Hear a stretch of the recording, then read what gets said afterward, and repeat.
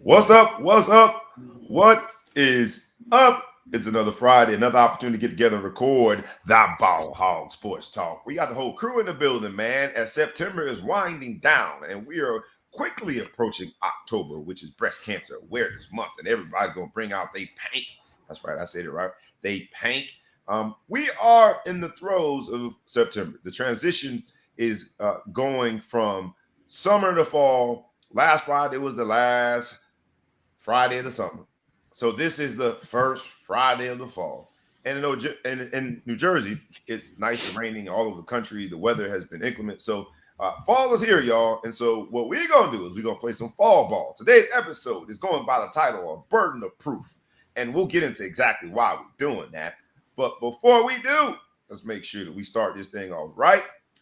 Make sure that you tag a friend, tag a foe, tag anybody that you know, like, comment, share, do all of those things. Bring some more folks into the building because the Ball Hog Sports Talk is about to get it started. So with no further ado, boys and girls, dogs and frogs, cats and rats, and anything and everything in between, let's go.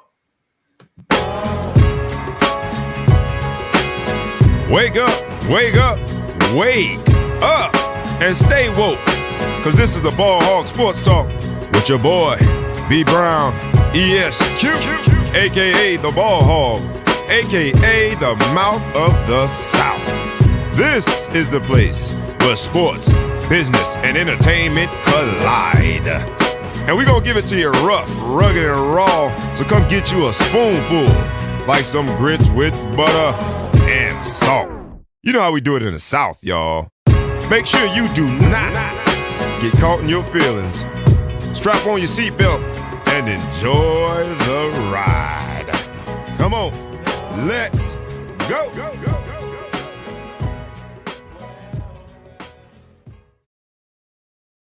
You know what it is? You know what it is, man. We back in this thing. The fall, man. It's the fall. We got the burden of proof. And the burden of proof in certain places, when you live in certain places, it proves very quickly that summer is gone. As the rain is coming down in New Jersey, I'm assuming, I ain't going to make that assumption. Let's go ahead and make the introduction first. You can tell us what the weather is like in the Middle Coast. Y'all know who he is. He's the man, he's the myth, he's the legend. Thou who shall be intergalactically known as and respected as the Big Flow Show. What's up from the Middle Coast? What's good, you guys? What's good, America? Yeah, we don't have any rain, but, it's sweatshirt season over here, baby.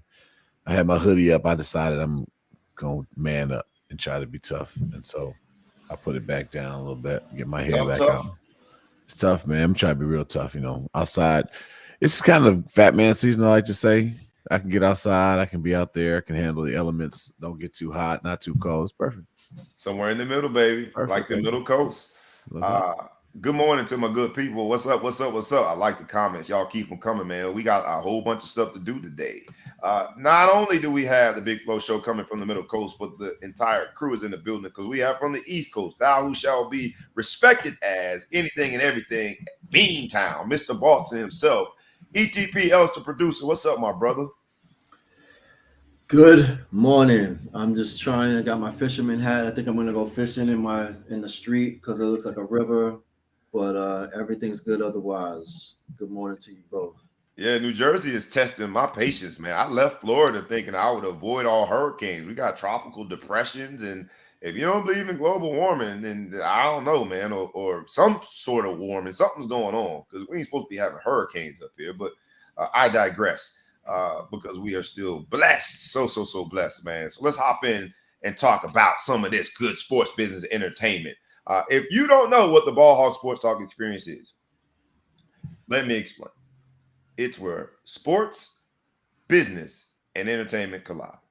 We do it one way and one way only, and that's rough, rugged, and raw. Today's episode, as my man ETP is going through a little technical difficulties, today's episode is going by the title of Burden of Proof.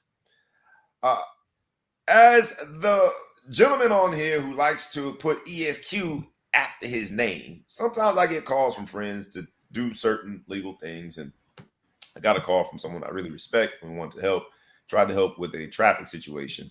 And in New York City, when you get a traffic ticket, let's just say that the odds are stacked up against you. And so I am trying to do a solid, do something for a friend, and I appear for this particular traffic ticket. And I got to experience just how difficult it is to overcome in New York City when it comes to a traffic ticket, this thing called burden of proof. Burden of proof is, in the law of evidence, this necessity or duty of affirmatively proving. You have to affirmatively prove a fact or a group of facts in dispute on an issue raised between parties in any particular matter or cause. That's the legal jargon definition of burden of proof. When it comes to Ball Hog Sports Talk, when it comes to this show, when it comes to this morning, when it comes to sports, business, and entertainment, our burden of proof is going to be based on something else. As my computer starting to trip a little bit. Hold on. Get back to y'all. Our burden of proof is going to be based on the fact that there's a lot of talking going on in football. There's a lot of talking going on in other sports. The burden of proof when it comes to sports, business, and entertainment is you got to get between them lines. And you got to show me, dog. You got to show me, dog. And we're going to start with the NBA because when it comes to burden of proof, a lot of it is legacy related. There are some conversations going on right now. One that's hot and heavy about point guards. There's a particular point guard that played for a particular lake show, goes by the name of Magic.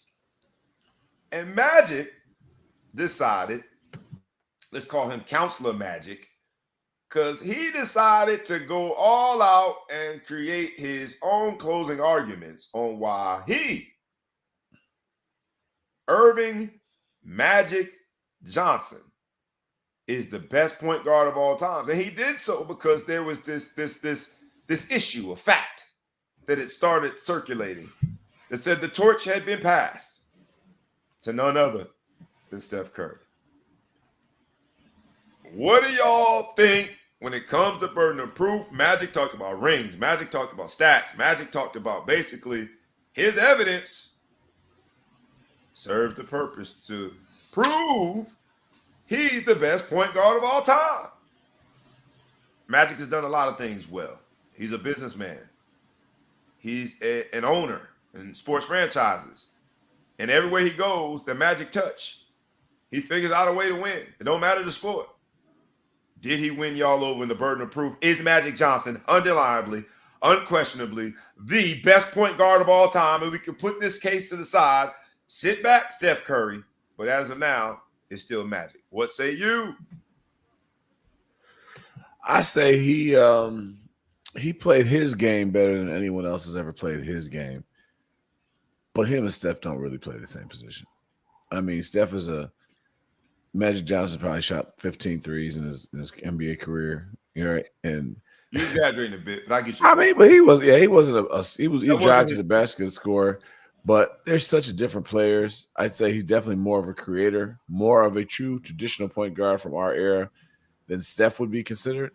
As far as being a greater player, you know, you got to be fair. Steph still's got a lot of chances to catch him. How many championships did Magic have?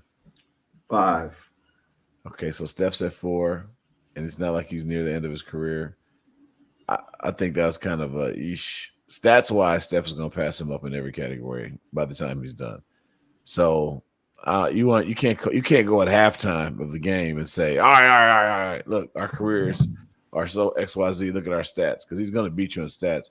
It's just a matter of whether you want a traditional point guard, which barely exists anymore in the NBA from the sense of Magic Johnson. So I love Magic. He's from our era. I don't know. Steph might be somebody if you had to build a franchise. Who would you take first? I don't know. If you had to build a franchise, I would probably ask a few more questions, if you don't mind. Well, if you got Steph, then who else you gonna get? Who all is coming? Who made the potato salad? Right. I know what you're saying. Yeah. Because Magic, I think, definitely was a facilitator, and the flashy way in which he did it is how he got the name Magic. But at the end of the day, he made everyone around him better. I would ask a few follow-up questions. I can't say right off the bat I'm absolutely taking Steph Curry.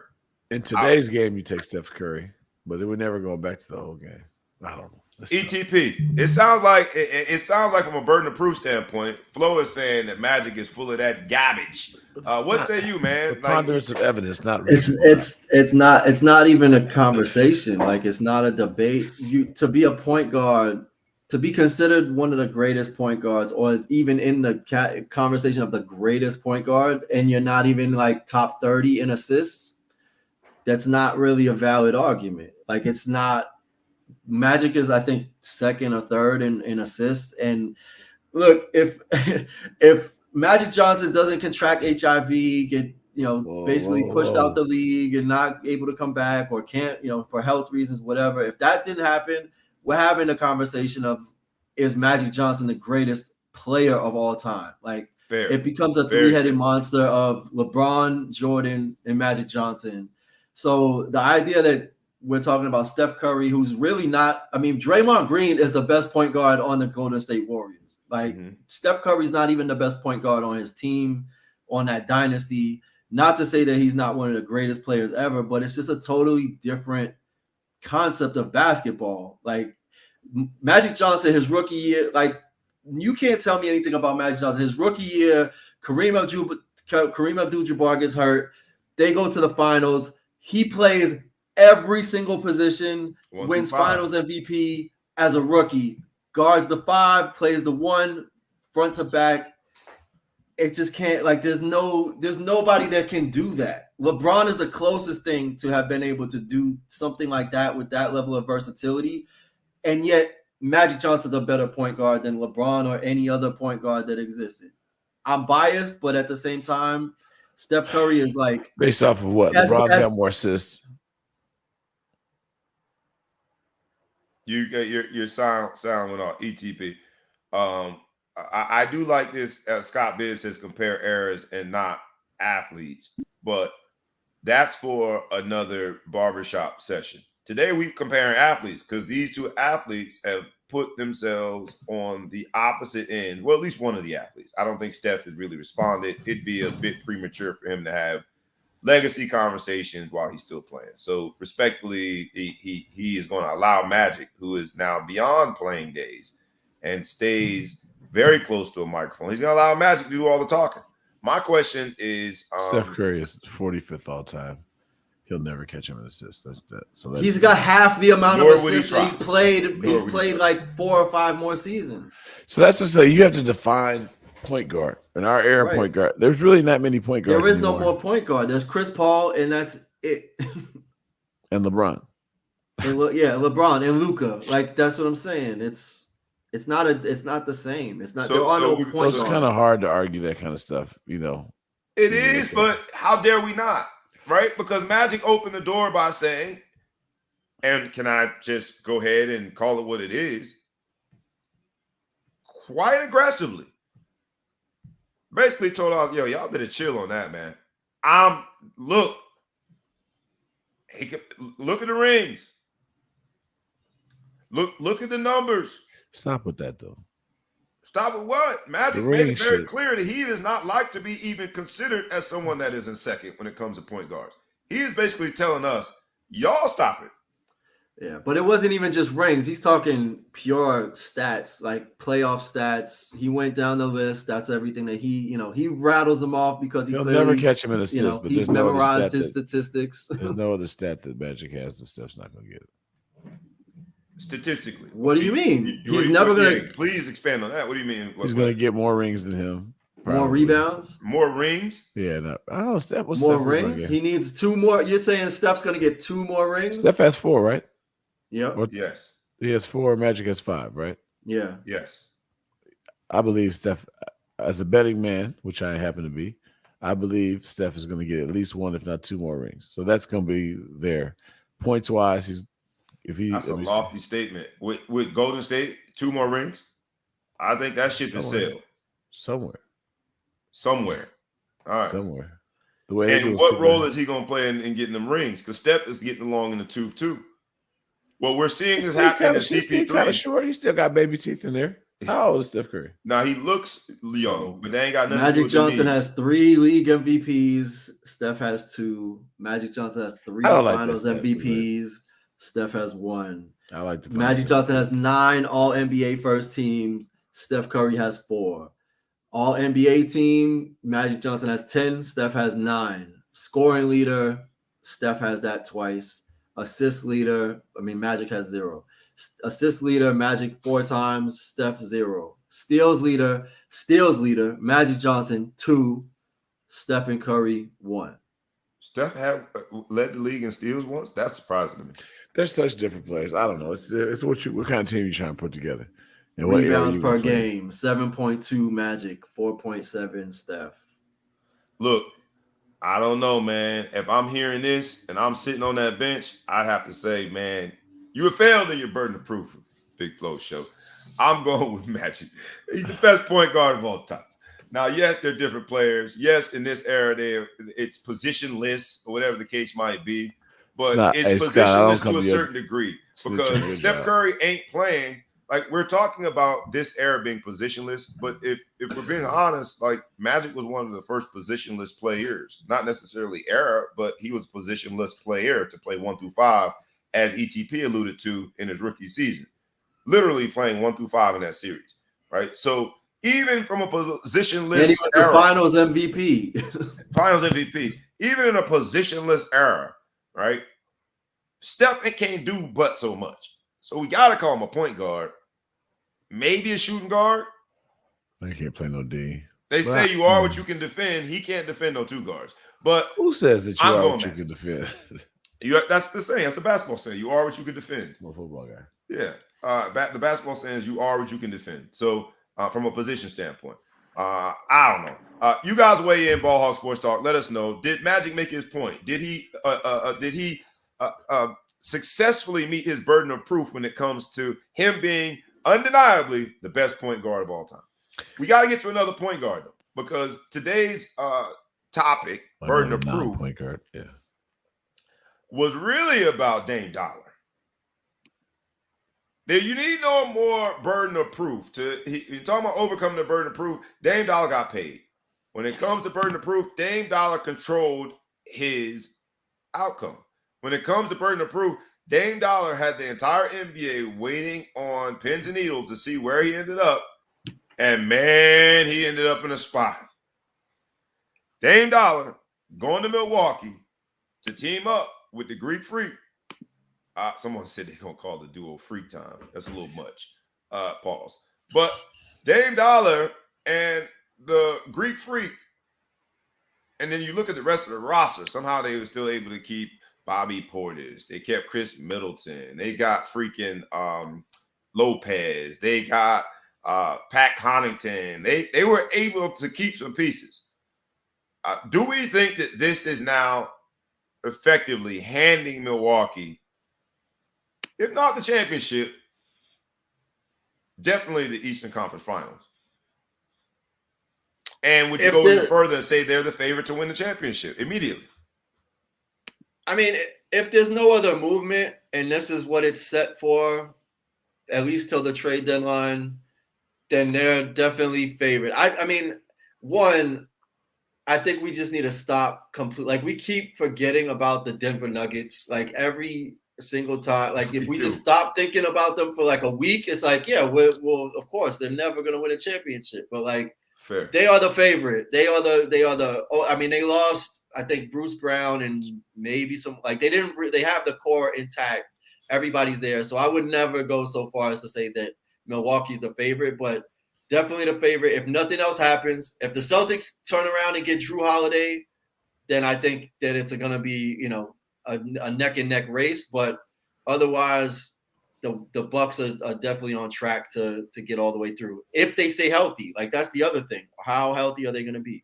Yeah, that's the key to all of it. But I would say when it comes to favorites, when you look at Dame Time and his ability to score at any point, but most importantly in the fourth quarter when it really matters, and you look at the Greek Freak being a combination of a front court, back court player, man, it's hard to see how somebody can beat them in a game, a seven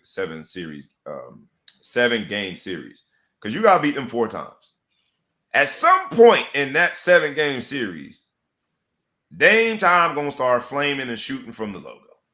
At some point in that 7-game series, the Greek Freak is just going to decide I'm going to dribble 2 times the length of the court, all 94 feet, and dunk. Both of those things seem equally unstoppable. Yeah. Big Flo show. And extremely different to defend. Very different, right? When you look at the optics of it, when you look at just how it looks on paper with what they were able to keep, because we're going to get to Drew Holiday. Drew Holiday was he was the piece that got away. Do you think it meets the burden of proof in terms of giving them the odds-on favorite to win the whole thing? I know that that's going to force you to deal with the reality that Lakers might not win it, but I'm asking to get over it quickly. I mean, we still had to say Lakers in 6. I mean, if we're really going to start this conversation, right?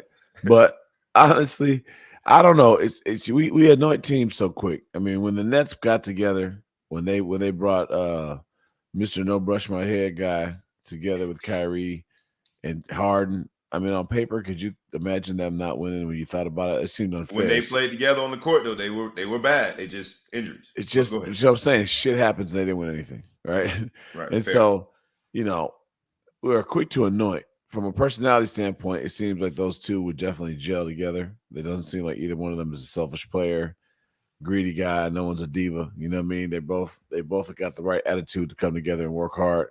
We saw Kyrie go down there with Luka. We thought that was going to be something dangerous. There's just a lot of situations where you see things that look dangerous. The Sun situation with, when they got KD, you're just like, man. And just people just keep losing. So I don't know. I don't know anyone right now. I'd say they got a lot better, though. I say that team got a lot better. Significantly better. And when you put those two forces on the same team, I just don't know defensively what you do. And that's the part when I look at it from a playoff standpoint. When you have a playoff run, it boils down to big-time players making big-time plays and clutch moments. And both of those players have proven, especially when it comes to Dame time. And we didn't get to see it a lot on the East Coast because Portland was relegated to non-existent when it came to national television. But he has been the consummate shot maker in big-time moments. So for me, from a burden of proof standpoint, I understand why Vegas automatically changes the odds and they're the favorite. Because they just it's tough to figure out. First of all, how did they keep all of that? And Scott Bibb alluded to it, but also Jimmy Butler alluded to it. And as the hater here, because I am known for hating, as the hater here, by saying yes to Milwaukee, it was rumored that Dame was trying to position himself that if he didn't go to Miami, then he could go back to Portland. I don't know how true that is, but he didn't end up in Miami. So as the hater here, as a Miami Heat fan, I'm starting to think that maybe Jimmy Neutron knows something. Jimmy Butler went on social media and said NBA needs to look at Milwaukee for tampering. And because the burden of proof is very low when it comes to sports talk, and I ain't got to prove ish, I'm going to go ahead and say there's got to be some tampering here. How did they keep all those players? They only lost Drew Holiday. And it's a trade. It wasn't a free agent signing. How do you tamper with a trade? Drew Holiday sounded like a balladeer trying to keep the love together. The only place I want to be is Milwaukee. Whenever you start singing them Drake hooks, you know you on the clock. So they got Drew Holiday out of there and his love song, how he wanted to retire in Milwaukee. But it does seem odd that they were able to retain all of that and still pay. How can you tamper in a trade situation? You can tamper with free agents, but how do you tamper with trading? I don't know. That's not possible. That's why you don't know. You could tamper if you could. It's stupid as hell. It's a trade. You can't. It's not tampering. It's a trade. Yeah. It's a trade in the sense that someone they gave up and got something. No one was a free agent. Tampering is a term that tampering is meant for when you have a supermax player that has impact on where they end up going, which Dame Dollar is both a supermax player and contractually had say so in where he ended up going. That's what tampering, the mention of tampering, is for these situations. So you could, even in a trade situation, when a supermax player has say so in where they end up, you still could, in theory, tamper. You absolutely could. To answer your question. Look, as a man who sometimes wears clothes that are smaller than they should be, that's a stretch. Okay, that's a stretch. Who? Okay, is the Portland saying it's tampering? Somebody, the victim has to file a complaint. The Well, we've been victim arguing the traded. whole NBA. We just finished spending 10 minutes talking about how they're the odds-on favorite to win. So everybody that's not in that trade. So now why don't you file a complaint? I'm thinking about it. Since I'm you're gonna a call fan, Jimmy Neutron. Since you're a fan of Miami, you should file a complaint. I'm you thinking about it. You make a good point. Cockamamie rights as anybody else. Yeah, you make a good point there. Matter of fact, as soon as we're done, you're right. I am. I'm filing a complaint.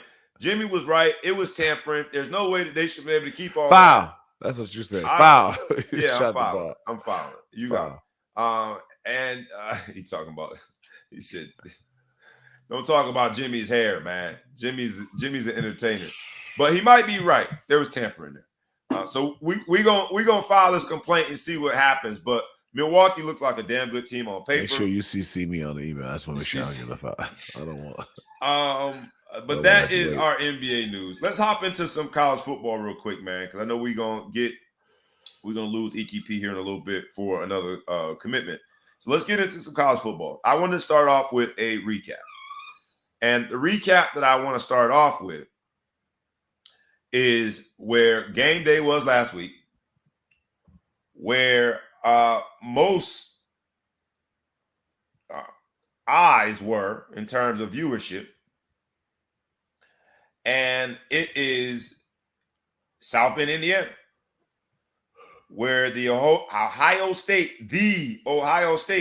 University Buckeyes went in as a 3-point favorite and won the game by 3 points. Let's go right to the nitty-gritty. The last possession defensively, a few things happened. Notre Dame called a timeout in 3rd and long, allowing them to preserve that time. Now let's go to the penultimate drive, which was Notre Dame on offense. Notre Dame on 2nd down tries to throw a screen, I believe it was on 2nd down, and the clock stops. On 3rd down, they run it and allow the clock to run. But because of the 2nd down screen attempt, Ohio State was able to preserve a timeout. Now we get to the last drive. Notre Dame punts. Ohio State's on offense. They go and get the touchdown that they need. But in doing so, there was an intentional grounding that Ohio State was able to use the last timeout that they preserved versus a 10-second runoff, 15 seconds left in the game. All of that takes us to 3 seconds left. After on 2nd down, Ohio State, incomplete pass, clock stops, 3 seconds left. And then after the game, Ohio State punches it in on a run. Very gutsy call because if he gets tackled in the field of play, game over. Some argue that he did get tackled in the field of play. The instant replay, never very clean, never very smooth. Ohio State wins the game. The last 2 plays of the game, video evidence has proven, burden of proof met. Notre Dame defense only had 10 men on the field. Notre Dame head coach Marcus Freeman, young brother, went to Ohio State, says that he didn't want to risk a penalty by trying to get the 11th player on the field. Set that all up to say, great college football game for Notre Dame faithful like myself, heartbreaking, terrible ending, but undeniably a great college football game. Met the burden of proof when it came to 2 top 10 teams going into a important early season game. College Game Day marked it as the game of the week. They delivered. My question to you all, with only 10 men on the field, what do we have to say about Notre Dame's coaching? Or is it just one of those things that happens in the heat of the moment? Trash. I believe you gotta. I mean, you're on the 1-inch line, right? At that point, or was it a 3-yard line? What yard line was it? It was like under. Let's call it the 2-yard line. 2 or less. 2 or less, right? 2 or less. I say you take a football and throw it at the back of somebody. Do some disruptive shit while you run this dude on the field. Anything. Like Throw a anything you want football to do. at the back of somebody's head. That's a whole new. Anything. It doesn't matter. Because all they're going to do, they're not going to put time on the clock. You got 1 yard and 3 seconds left, and now you got 11 people. To say that you knew that there was 10 and to sit there, we got lucky. They rolled to the right, away from the pressure, or into the pressure, and threw the ball.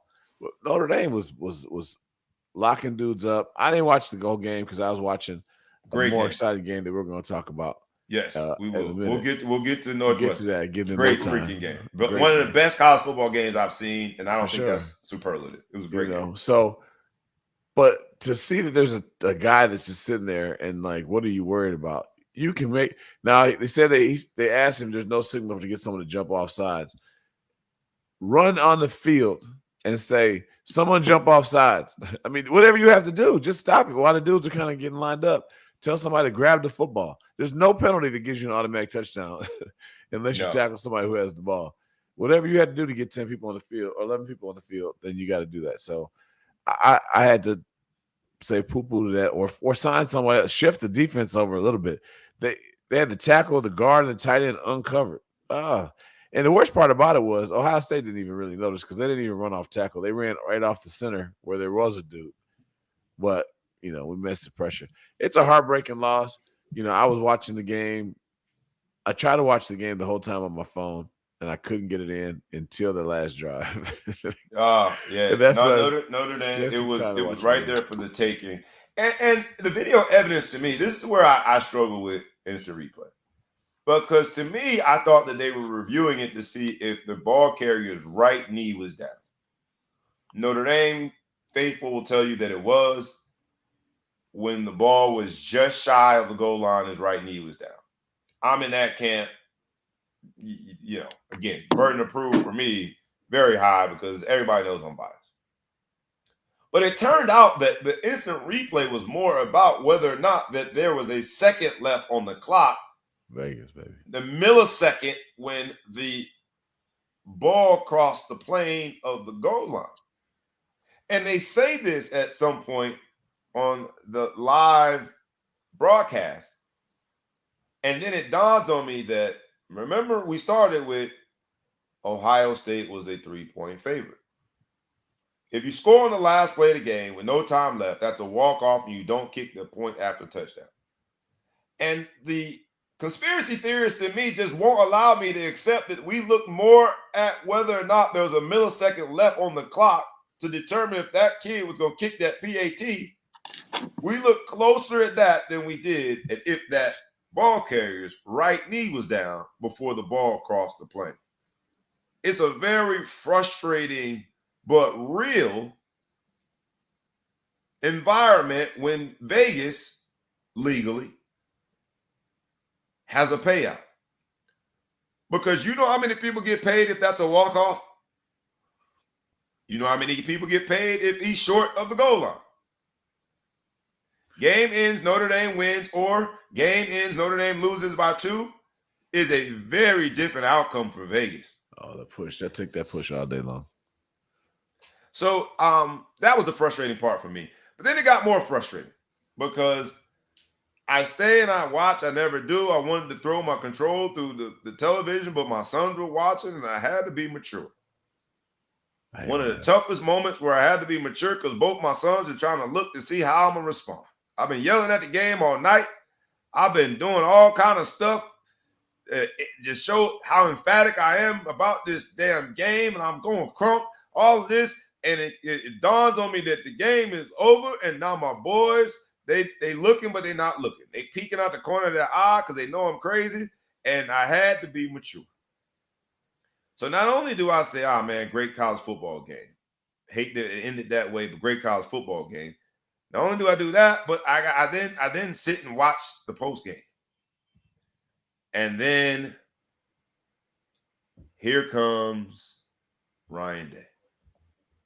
Ryan Day goes on a tirade about how the team is tough and it's more about Lou Holtz.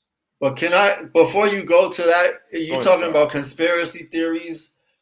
but arguably, of all the football I've ever watched, arguably the worst two called coaching plays in the history of football.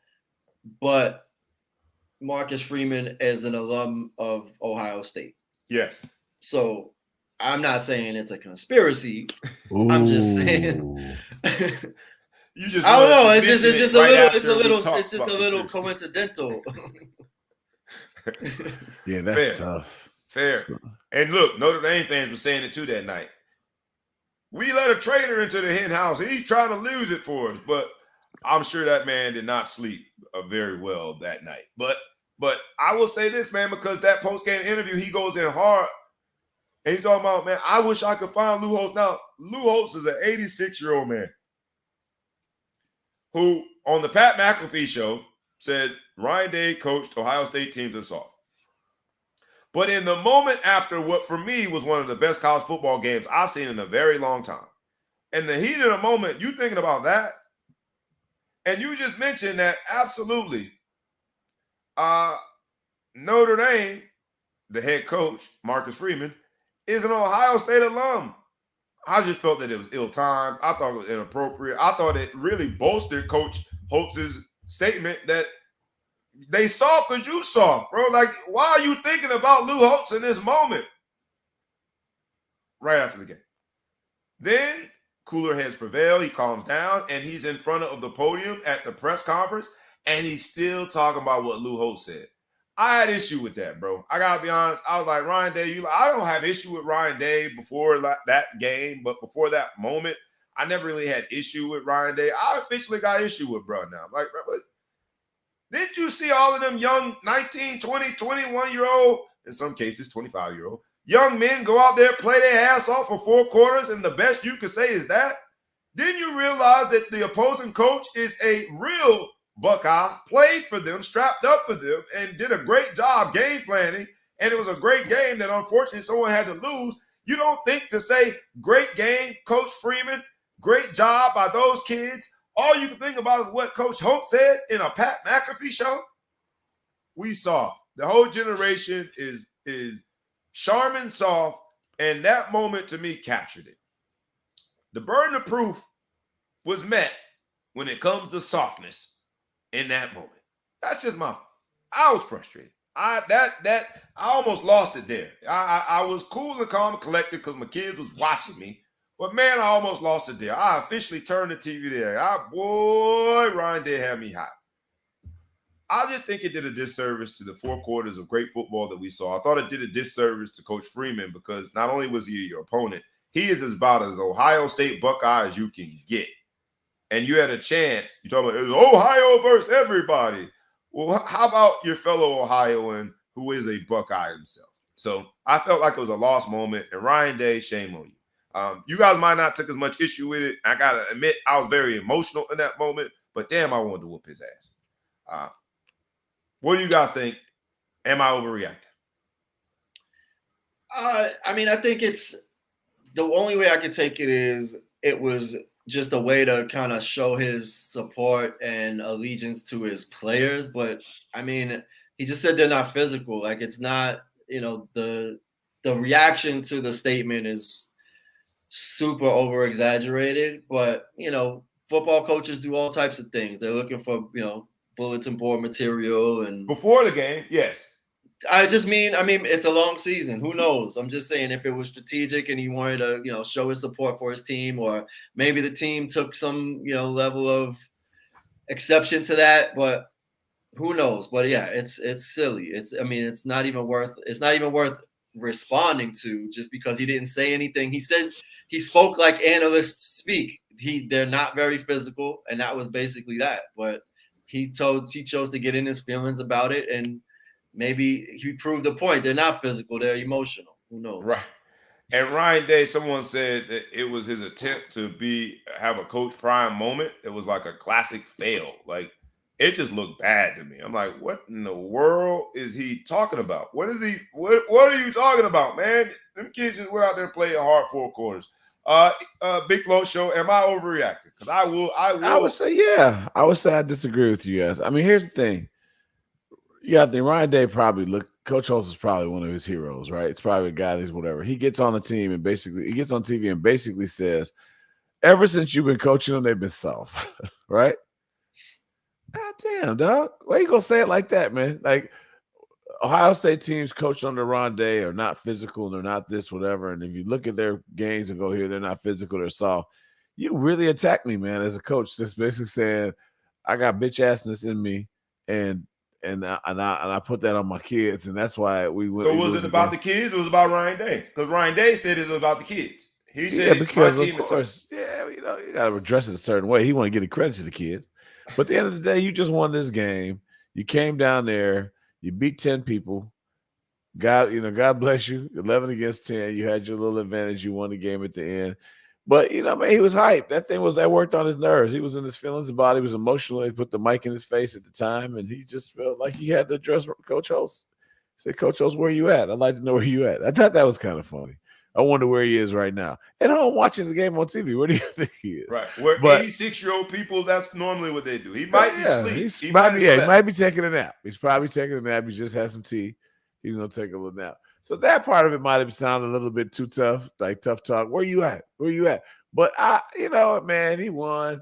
I always say this, man. When people talk after they beat me or beat my team or team I root for, I always say I had an opportunity to shut them up, and I didn't take it by winning the game. Very fair. Look, so he deserves it. He should get on my nerves, right? He won, and I didn't. I would have got on his nerves if I'd won. So fair, but I will say this: he didn't even give us a chance to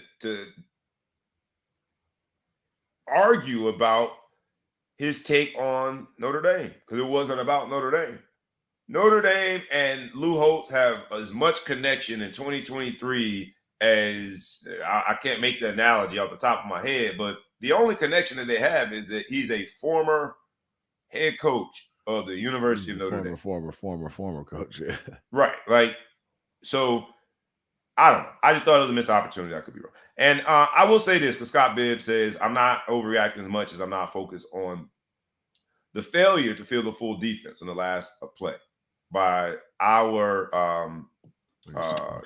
team, Al Golden, the defense coordinator, and our head coach, Marcus Freeman. I'll say this. What it proves is that even when you're getting paid millions and millions of dollars, you're still human. You're still human, man. Coaches make mistakes. I said this to my youth football team, to parents. I said, y'all get upset if we have 10 men on the field and I'm volunteering. It's youth football. It's 12-year-olds. It just proves that you're still human. Wasn't, you going back to that, it wasn't a mistake. He stood by it. And he also, first time is a mistake, second time is a behavior. So you said that was one of his defenses? We going with the 10. We going with 10 personnel? 10 personnel. 10 personnel. You'll never see it coming. It took on a different meaning. 10 personnel. So confusing. Oh, man. Hold on a second, man. It mean that 1, 2, 3, 4. Delay a game. Yeah, I got you. Yeah. He was scared they were going to jump off sides. So a couple guys. Yeah, man, even in that moment, because he flinched in the sense that he thought it made more sense to not risk the penalty. And to be honest, change the defense. He left the gap. He showed him the gap, and then he was like, "Here's the gap again. What would you like to do?" Right. And the crazy part is, in the penultimate play of the offensive penultimate play, they rolled right away from the gap. Penultimate. P-E-N. Ultimate. But that is what it is, man. But you still make mistakes. And just like the young players are out there making mistakes, young coaches make mistakes. I think Marcus Freeman got a lot of great football ahead of him. I thought Ryan Day missed an opportunity to tip his hat to a fellow Buckeye who's done a great job getting that Notre Dame team to where it is at. At one point in the recent past, we would have said that Notre Dame doesn't belong on the same field as Ohio State. I don't like moral victories, and it was a loss is a loss is a loss. But when I look at the big picture, a young coach in that moment, yes, he made a mistake, but he also made a lot of good decisions. He also did a lot of good things in preparing his team to get them ready for that night. And so I thought Ryan Day missed the opportunity to take advantage as a backhanded compliment. At the end of the day, he's still a Buckeye, and it took a Buckeye to get Notre Dame back to that position of prominence, and I think Ryan Day missed an opportunity. So that was just my 2 cents.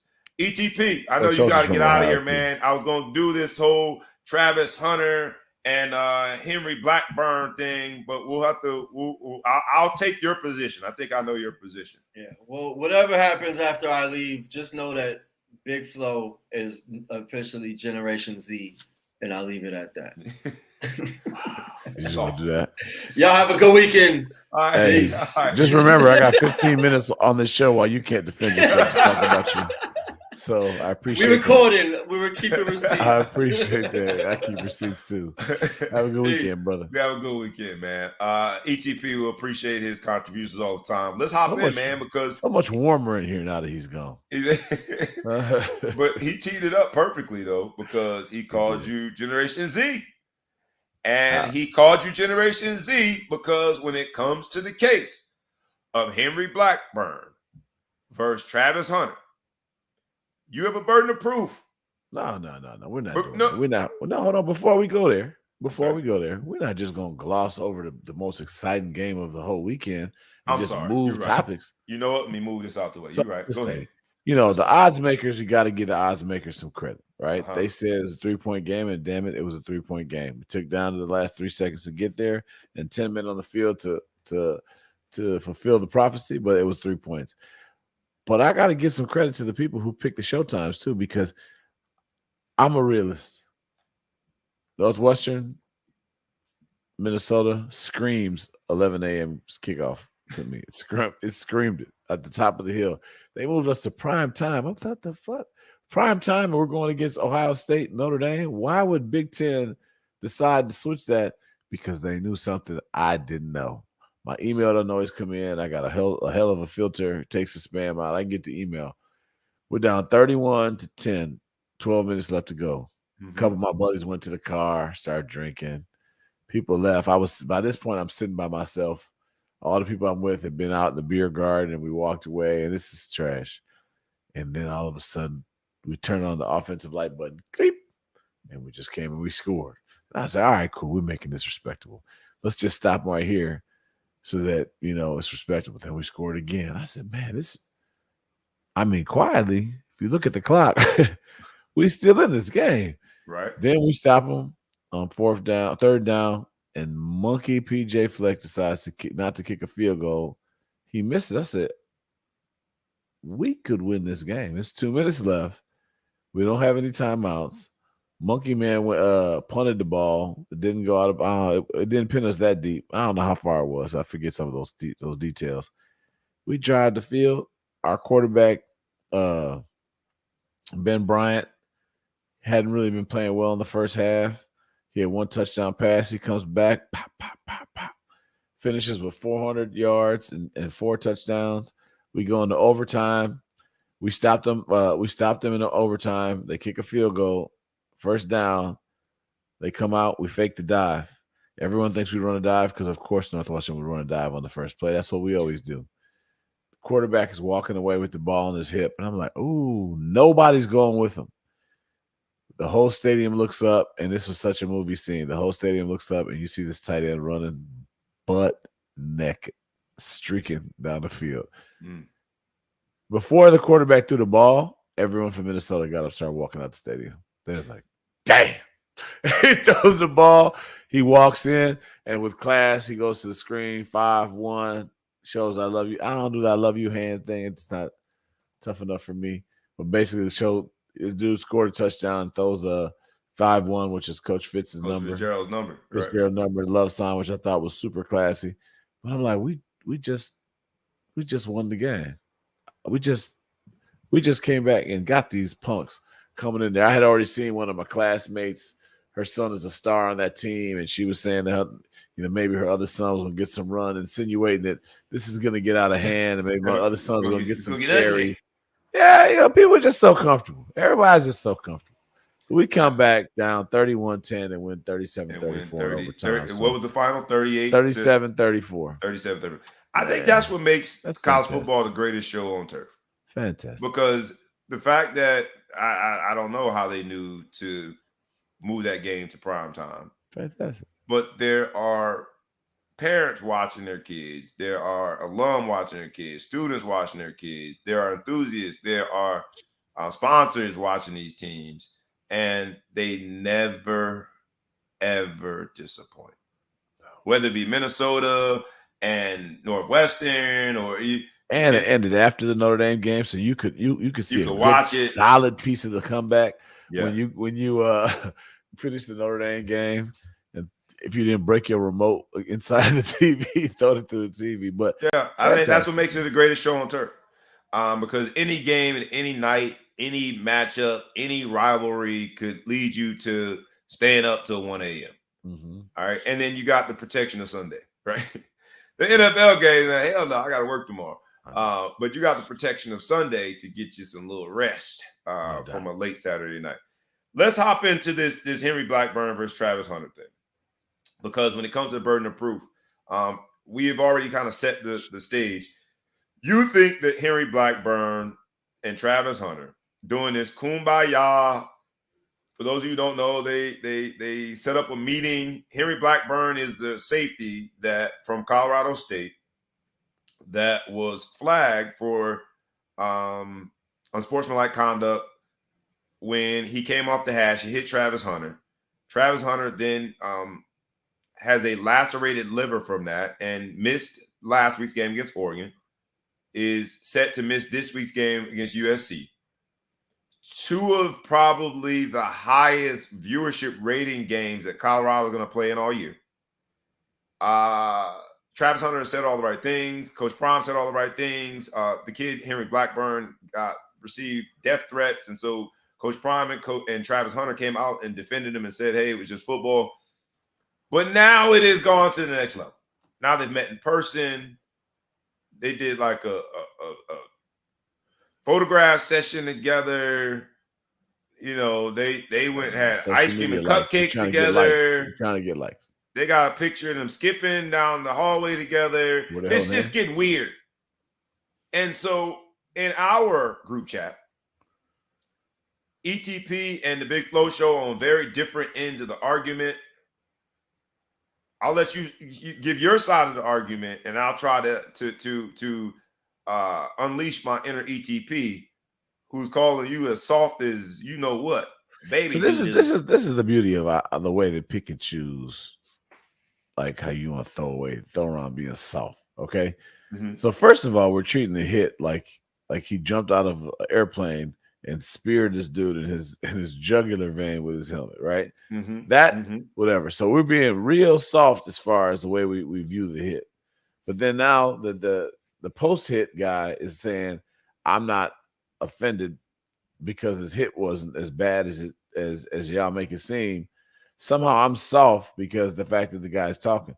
Here's the end of the day, right? He hit this man late.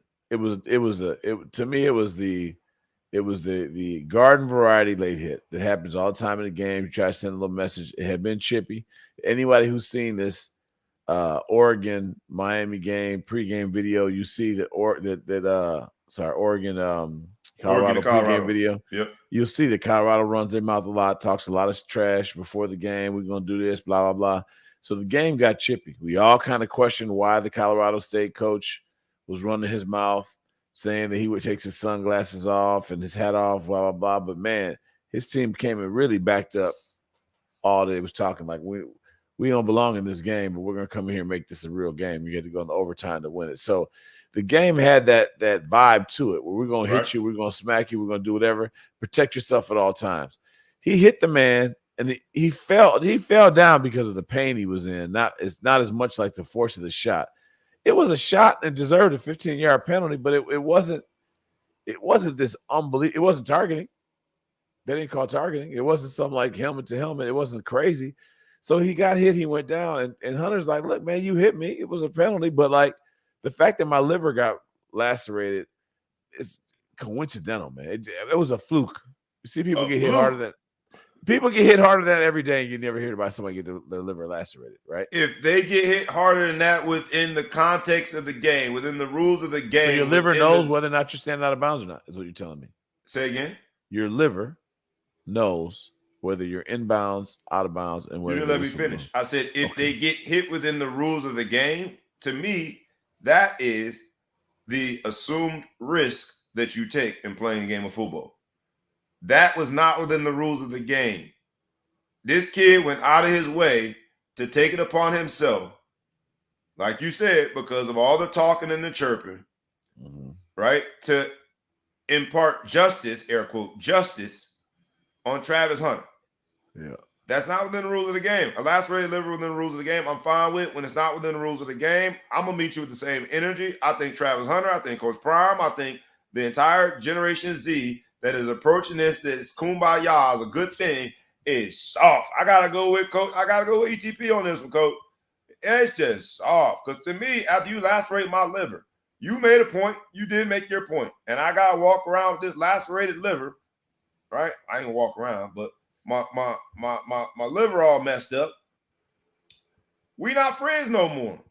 And that's cool, but we just not friends no more. And I think that's where ETP was taking issue and calling you Generation Z, is because we are just so quick to turn when the somebody other cheek. insults you and you don't know what they meant by it, so you trying to find a way to like come back. What the hell that mean? What do you mean by that, man? He called you Generation Z because you just too quick to be nice about it. I don't know, man. Me and Henry Blackburn could have met up.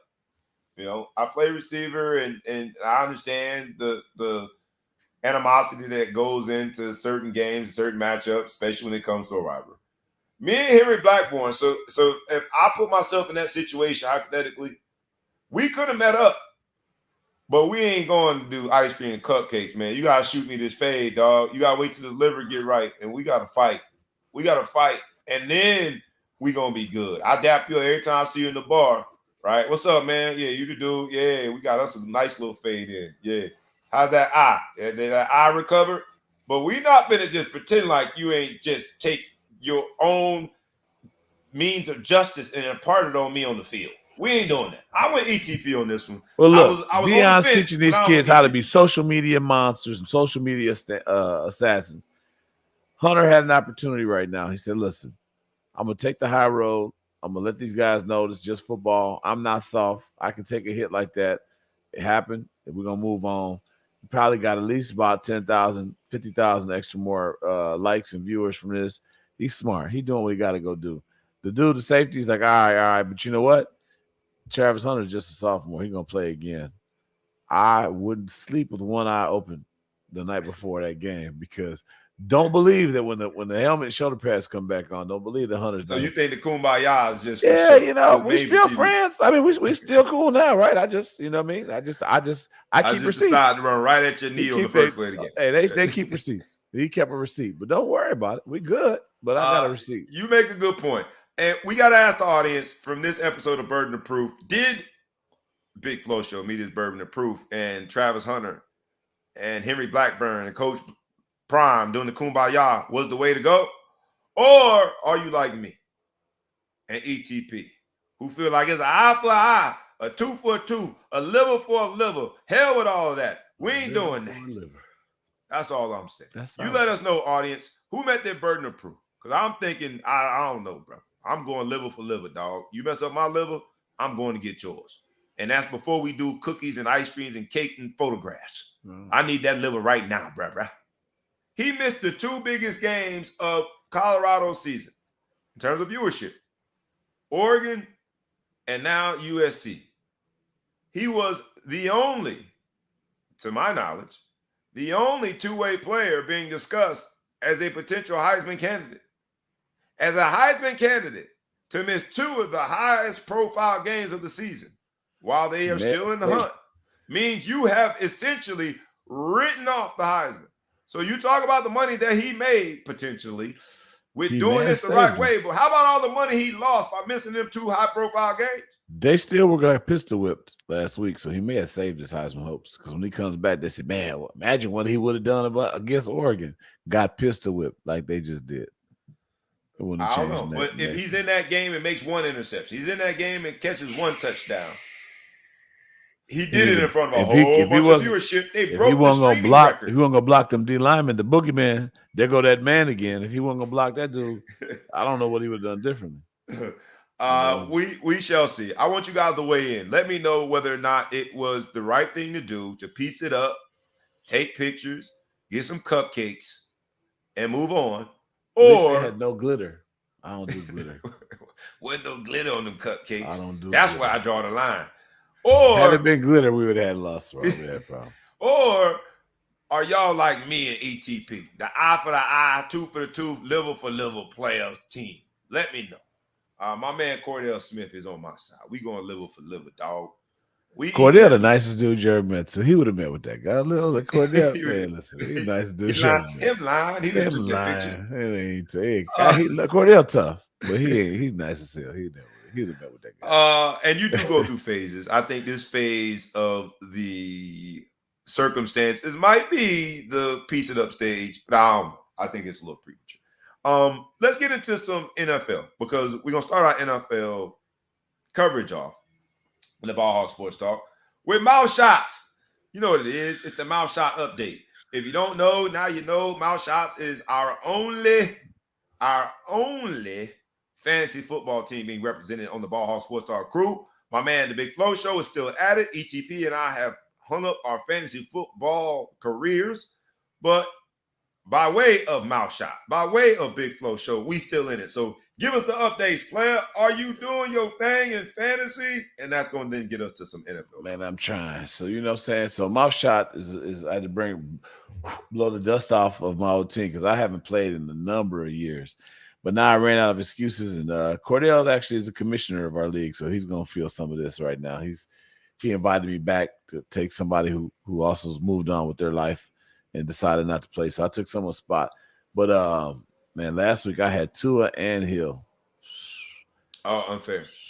Tua and Hill. So you got double pointage. Double pointed. They went crazy. 70. They put 70. I didn't even know that the scoreboards had a 7 in that first. In the first column, I thought it stopped at 6. I didn't realize 7 was there, but they borrowed at halftime. They borrowed a basketball scoreboard. You know when they switched to the 7, the light bulbs that do the 7, that part took that was flickering. You know, that like, takes a while. Like, man, we never used this one. They use this one. They got to run through it. Now they got all the stadiums around the country. They got to run through their numbers and test them to make sure they do the 7. Like Y2K. We're gonna make sure. Yeah, make sure. We don't know. I didn't know it could go to a 7. So hey. We got 70, but my team decent. You know what I mean? I'm on Ross A. Brown. He's consistently there, but I need more out of him, man. I want superstar numbers out of him. You know, Hill never looks good or never disappoints. My running back situation is a little shaky. I got White down from Tampa Bay. I got Moss from Indy. He balled for me this past week, but Cool's my kicker in San Francisco's my D. All I know is I'm in first place. I mean, I don't know. That's all I know. I'm in first place. I can't put this together, this little computer thing. I don't know how it works. But you know that whatever you don't know, it's preventing you from knowing. Because I do feel bad. The guy that I beat last week had Deshaun Watson. He had what's the receiver for the Vikings? What's his name? The goon. Who was that? The number 1 receiver in the NFL. Justin Jefferson. Justin Jefferson. He had some goons. He just came up short. Came up short. He would have beat everybody in the league but me. Hey, he won, one of those games. Yeah, he hates everybody. Yeah. Well, let's go mouth shot. We're rooting for you, man. Rooting for you. You talked about the 70-point outage. How you let somebody get 70 points? And Sean Payton had a whole lot to say about how his team was going to be good. How under the Payton era, this was going to be this, it was going to be that. You let somebody hang 70 on you. He had a lot. And he had a lot of negative things to say about Miami and some questionable things to say about Tua, and it didn't end so well for him. 70 points, man. 70. If you get 70 hung on you, every Denver Bronco fan, I think, I'm just going to put it out there, maybe you put away your Denver gear for the rest of this season.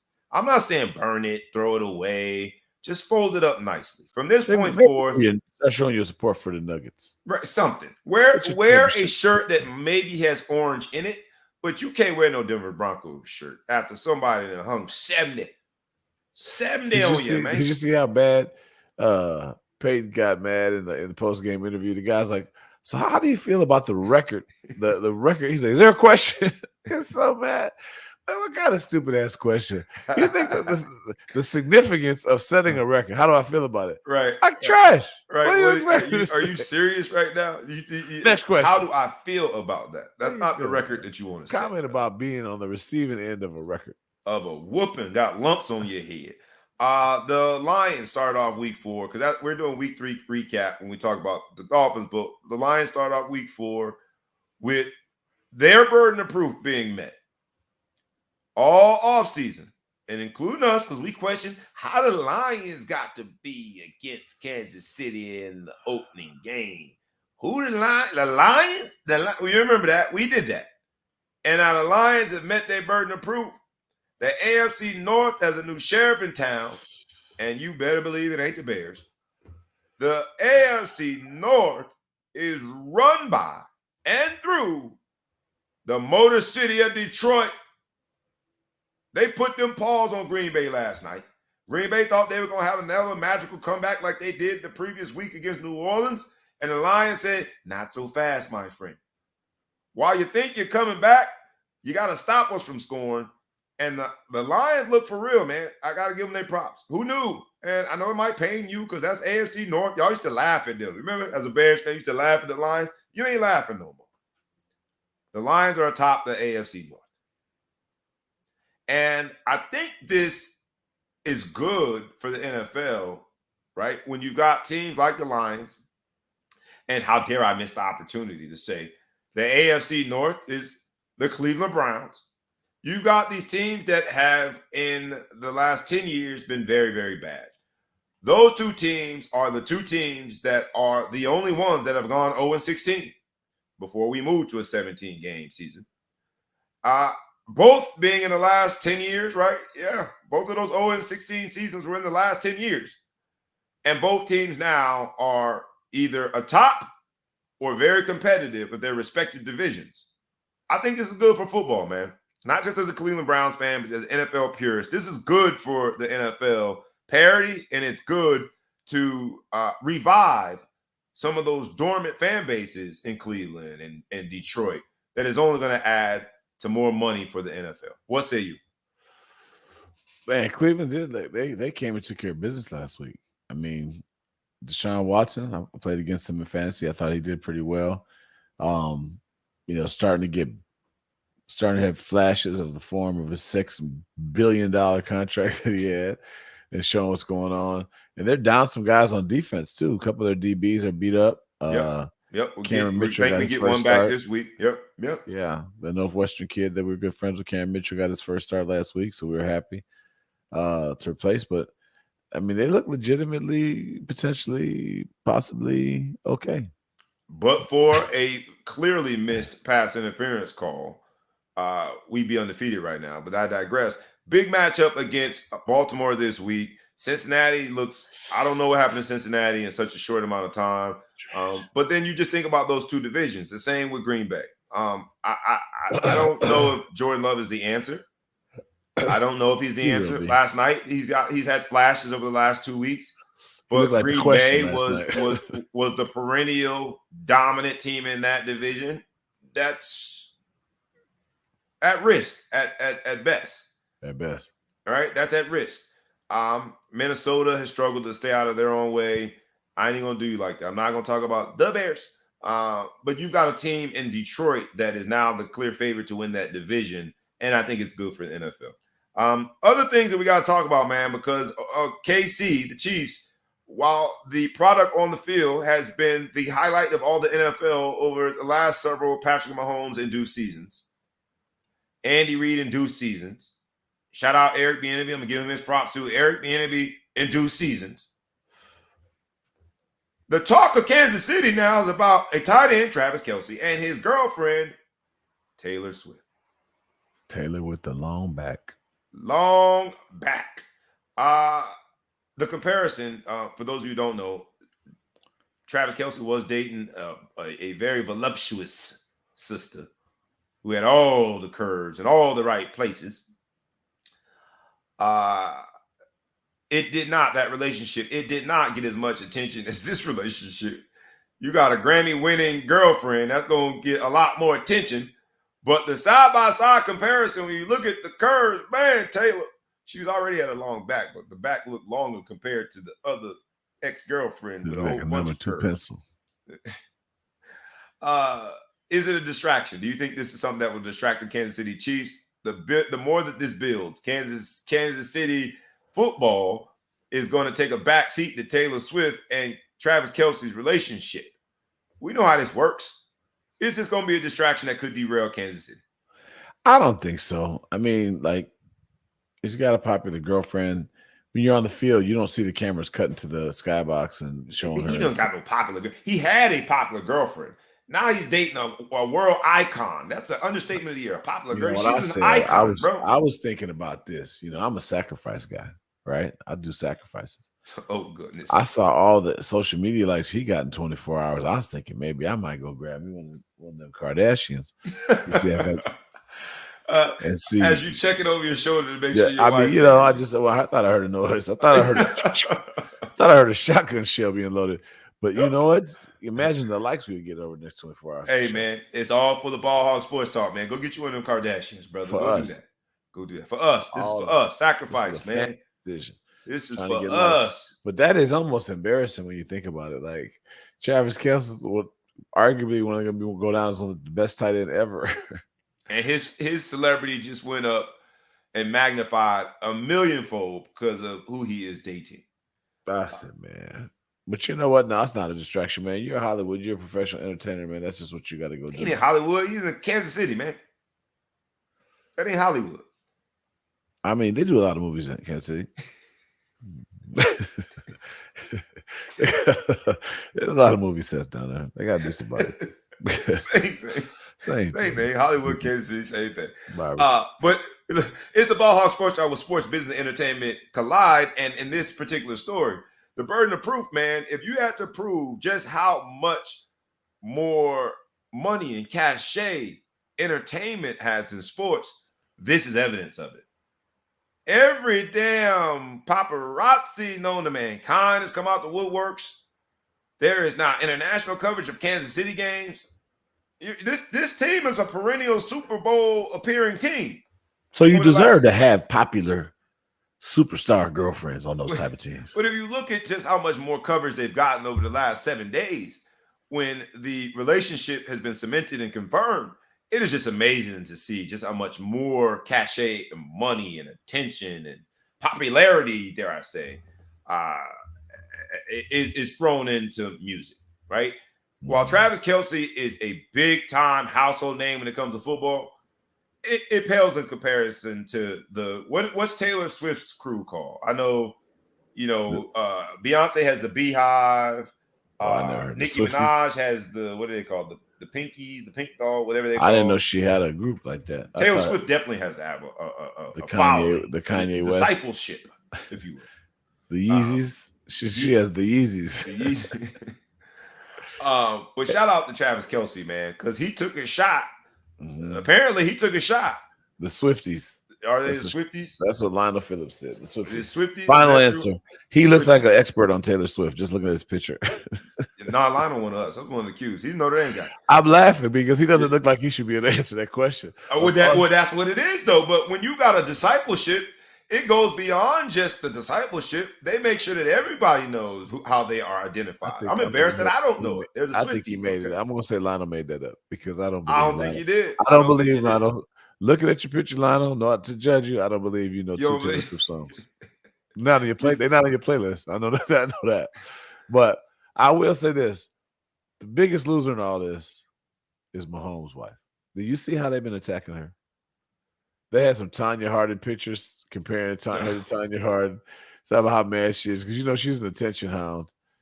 She's not very attractive. I didn't know that. Patrick Mahomes' wife is an attention hound. Oh, I never heard that phrase, attention hound, but I like it. It's PC. Yeah, between his brother and her, they're terrible. And now she's second fiddle. She can't get on TV. Nobody wants to see her long back on TV. So at the end of the day, they're saying there's just been memes floating all over the internet about how mad she is about this. Tanya Harding, that's just foul. But when sports, business, and entertainment collide, anything can happen. And if indeed there is a random iron rod employed to put the pecking order back in the place that she would find ideal, they still got to meet the burden of proof to say she did it. I don't know if Tanya Harding did it. Tanya Harding, what was the other lady who got hit? Nancy Kerrigan. Kerrigan. I was trying to remember this. Look, Michelle, you're saying leave line alone. I'm giving him props because I don't know Taylor Swift songs either. He just doesn't look like the target market. So I'm not giving You him ain't a gotta hard know time. Taylor Swift songs to know that her discipleship is called the Swifties.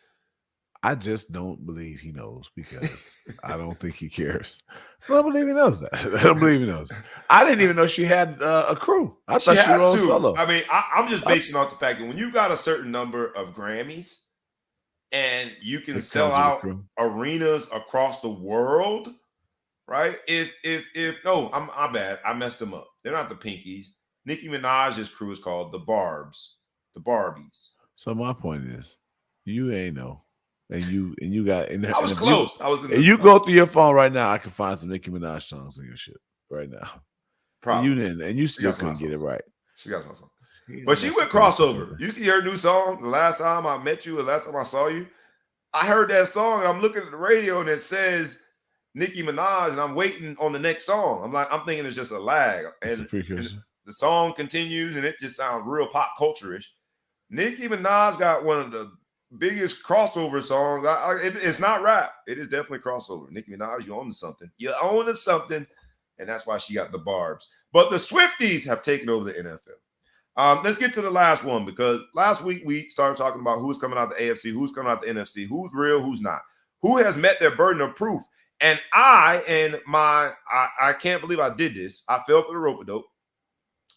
I fixed my ugly face to say, Facts.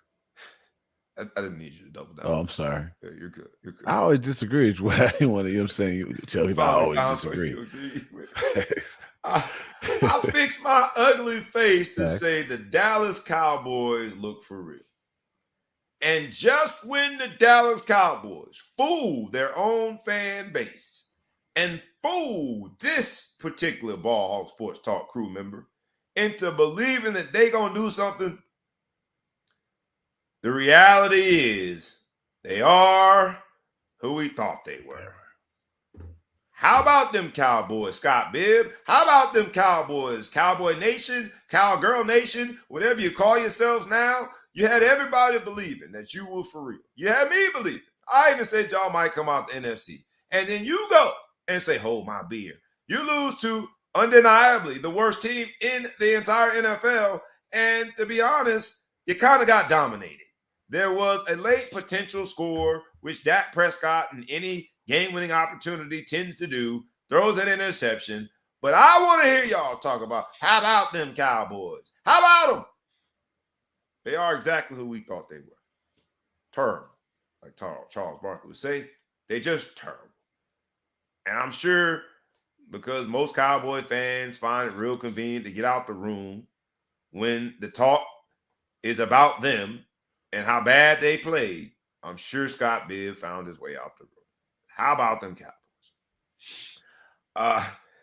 As the swan song, let's go home with the top 25. Let's go back to college football. Let's go top 25 matchups for the week. Let's pick them. You ready? Yeah. You ready? I'm ready. I don't have the odds. in front of me. So I'm just going, we're going to do it the old-fashioned way.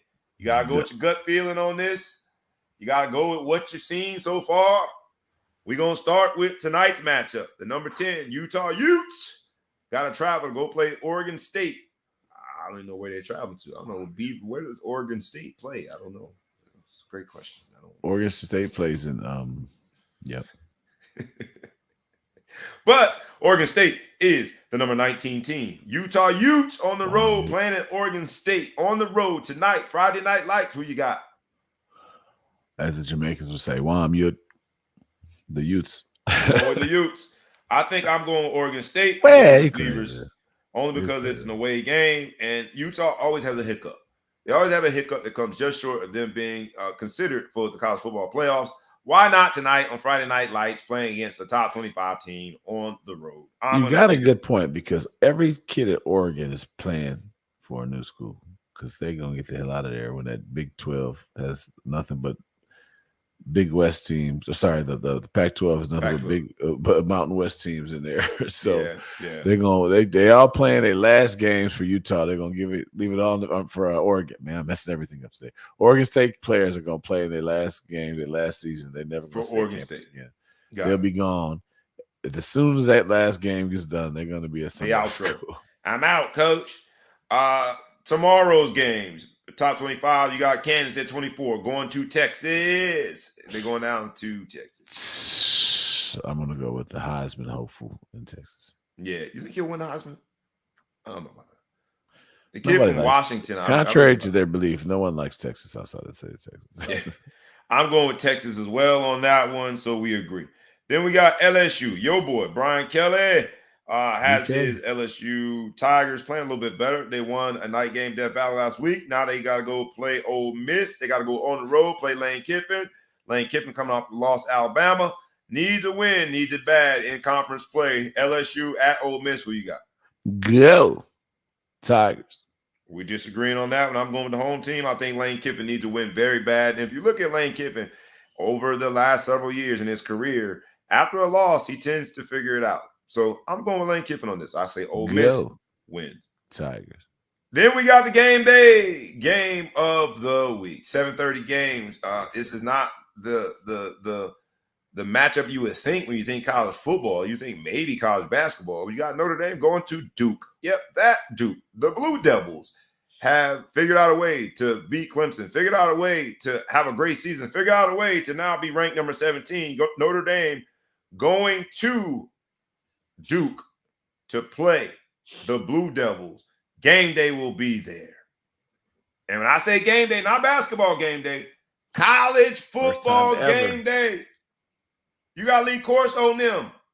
Yeah, with the big hat. With the big him. He going to put the Golden Dome on this week on his head. I was mad he put on Brutus last week. But he turned out to be right. Who you got, man? Notre Dame at Duke.